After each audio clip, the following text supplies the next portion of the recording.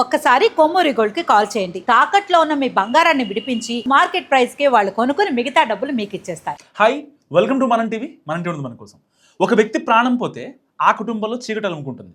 కానీ మన రాజకీయ క్షేత్రంలో మాత్రం ఆ శవంపైనే కుర్చీలాట మొదలవుతుంది. హత్య జరిగిన స్థలంలో పోలీసులు క్లూస్ కోసం వెతుకుతుంటే రాజకీయ పార్టీలు మాత్రం తమ మైలేజ్ పెంచే కథనాల కోసం అన్వేషిస్తాయి. అసలు నిజమేంటో దర్యాప్తుల తేలేలోపే ప్రెస్ మీట్లు, సోషల్ మీడియా యుద్ధాలు, టీవీ డిబేట్ల హోరులో అబద్ధం ఊరంతా చక్కర్లు కొట్టేస్తుంది. ఒక మనిషి చనిపోతాడు, కానీ మరుసటి గంటకే రాజకీయాలు మొదలవుతాయి. హత్య జరిగిన చోట పోలీసులు ఆధారాలు వెతుకుతారు, రాజకీయ పార్టీలు మాత్రం కథనాలు వెతుకుతాయి. ఆంధ్రప్రదేశ్ రాజకీయాల్లో ఇప్పుడు ఎన్నికల కంటే ఎక్కువగా వినిపిస్తున్న పదాలు హత్య, దాడి, హౌస్ అరెస్ట్, నిరసన, కౌంటర్ ఆరోపణలు. ఒక హత్య జరగగానే ఒక పార్టీ రాజకీయ హత్య అంటుంది, మరో పార్టీ వ్యక్తిగత కక్ష అంటుంది. సోషల్ మీడియాలో 2 కథనాలు వస్తున్నాయి, టీవీల్లో 2 డిబేట్లు, ప్రెస్ మీట్లో 2 వాదనలు ఉంటున్నాయి. కానీ నిజం గడప దాటేలోపే అబద్ధం లోకం మొత్తం చుట్టేసి వస్తుంది. దర్యాప్తు పూర్తయ్యాకే అసలు సంగతి బయటపడుతుంది. జాతీయ నేర గణాంకాలు, పోలీస్ శాఖ వివరాల ప్రకారం 2018 నుంచి 2022 మధ్య ఆంధ్రప్రదేశ్లో రాజకీయ కారణాలతో 16 హత్యలు నమోదయ్యాయి. అదే కాలంలో రాజకీయ హింసతో 244 అల్లర్ల కేసులు నమోదయ్యాయి. అంటే సగటున ప్రతి ఏడాది 3 నుంచి 4 హత్యలు అనమాట. దాదాపుగా 50కి పైగా రాజకీయ ఘర్షణలు ఉంటున్నాయి. ఇవి పోలీస్ రికార్డులో రాజకీయ కారణాలుగా నమోదైన కేసులు మాత్రమే. ఆఫ్ ద రికార్డులు ఇంకెన్నో. 2023లో 922 హత్య కేసులు, 2024లో 898 హత్యల కేసులు నమోదయ్యాయి. మొత్తం హత్యలతో 448 కేసులు వివిధ రకాల వివాదాల వల్ల జరిగాయి. కుటుంబ కలహాలతో 199, చిన్నపాటి గొడవలతో 136, భూమి లేదా ఆస్తి తగాదాలతో 54, ఆర్థిక లావాదేవీలతో 54 కేసులు, నీటి తగాదాలతో 5, ఇతర కారణాలతో 108 కేసులు నమోదయ్యాయి.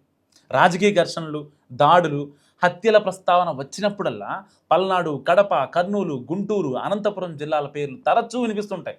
దీనికి ఒక్క కారణం ఉండదు. ఫ్యాక్షన్ చరిత్ర, స్థానిక వర్గ పోరు, భూ వివాదాలు, కాంట్రాక్టులు, ఇసుక దందా, గ్రామస్థాయి ఆధిపత్యం, ఎన్నికల కక్షలు, ఇలా అనేక అంశాలు కలిసి చాలాసార్లు రాజకీయ రంగు పులుముకుంటాయి. వ్యక్తిగత కక్షతో మొదలైన వివాదం కూడా పార్టీ జెండాలు ఎగరేసే స్థాయికి వెళ్ళిన సందర్భాలు ఉన్నాయి. అయితే ప్రతి హత్య రాజకీయ హత్య కాదు. ప్రతి రాజకీయ ఆరోపణ కూడా చివరికి దర్యాప్తులో నిజమవుతుందనే గ్యారంటీ లేదు. అందుకే ప్రతి కేసును పోలీసులు అన్ని కోణాల్లో దర్యాప్తు చేస్తున్నారు. సో ఇలాంటి నేపథ్యంలో రాష్ట్రాన్ని కుదిపేసిన కొన్ని ప్రధాన ఘటనలు మనం చూసుకుంటే, వైఎస్ వివేకానందరెడ్డి హత్య కేసు 2019లో జరిగింది. యోగిరెడ్డి కృష్ణ హత్య 2023లో జరిగింది. విరికొండ షేక్ రషీద్ హత్య 2024లో జరిగింది. కర్నూలులో ఇంతియాజ్ హత్య 2026లో జరిగింది. పల్నాడు చెన్నారెడ్డి హత్య 2026లో జరిగింది.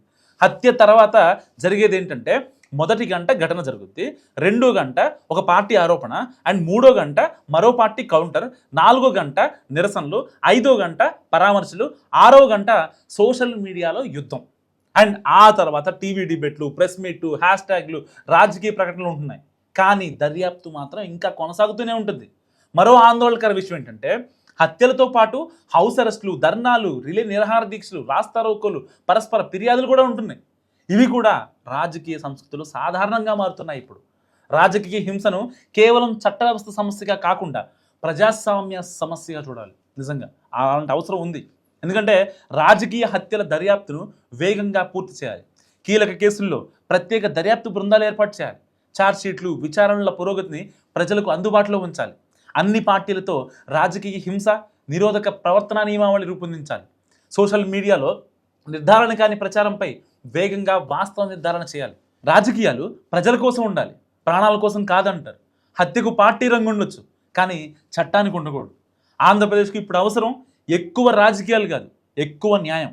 ఒక హత్య ఒక కుటుంబాన్ని కోల్పోయేలా చేస్తుంది. అదే హత్యపై 2 రాజకీయ కథనాలు సమాజాన్నే 2 వైపులా చీల్చే ప్రమాదం కూడా ఉంది. మరి మీరేమనుకుంటున్నారు? ఫస్ట్ కామెంట్ చేయండి.